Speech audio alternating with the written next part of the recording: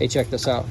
We got this stripped bolt, right? So, you know, let's grab all the tools that we can, the impact drivers, you know, the vessel just to begin with, all that. But no, these don't fix it. Van pliers don't fix it. Kenny, what fixed it? The rusty old mini channel locks. Show us how you put those babies on there.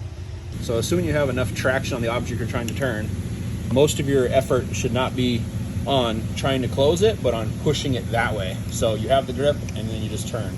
Most of your pressure, if this was a large pipe, essentially you're just putting all your pressure on the back of this and it wants to stay closed. Cannot believe you fit those on a rounded bolt and got those off. Hey, my friends, we're gonna do a longer video right now. Head over to the channel and show you how we really did this with a garage find pair of old channel locks. Like, share, subscribe, all that good stuff. Make it a great day and keep wrenching.